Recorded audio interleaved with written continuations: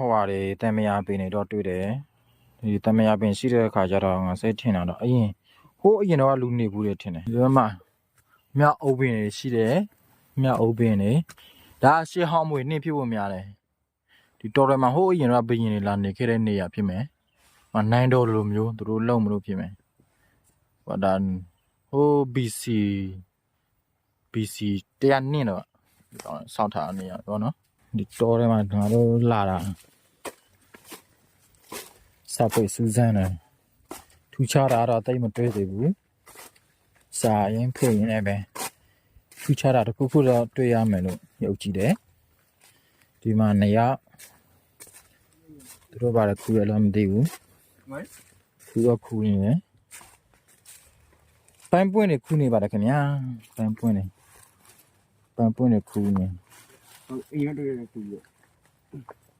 အခုပန်းပွင့်လေးတွေ့နေပါတယ်ခင်ဗျာပန်းတော့ပန်းလည်းမသိပါဘူးပန်းပွင့်လို့ဘာလို့နဲ့ခမောက်လို့ထီလို့ပေါ့နော်ထည့်ရေရောငါတို့ဒီလိုပဲလိုက်သွားမှာနော်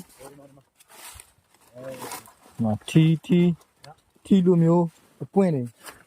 မိုးလို့ခေါ်မလားမိုးဟုတ်တယ်ဒီမှာမိုးရနော်ဒီတောနဲ့ထဲမှာငါတို့ဒီမိုးကျွန်တော်စေးပြန်ဖောက်မှာပေါ့နော်ဒီမိုးကငါတို့အခုရောက်ရှိနေကြတော့မိုးတော့မှရောက်နေတယ်ဒီမှာတကယ်မိုးတွေရန်နဲ့မကြီးရတော့ကြားတယ်အဲ့ဒါကြောင့်ကျွန်တော်တို့လာရင်လည်း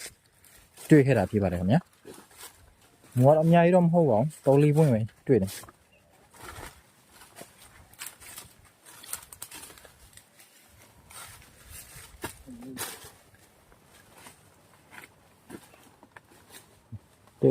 တွေ့တော့ပါဘူးစာရင်ဖွင့်ရင်လည်းပဲမာမောက်ကချင်းဖြစ်ပါတယ်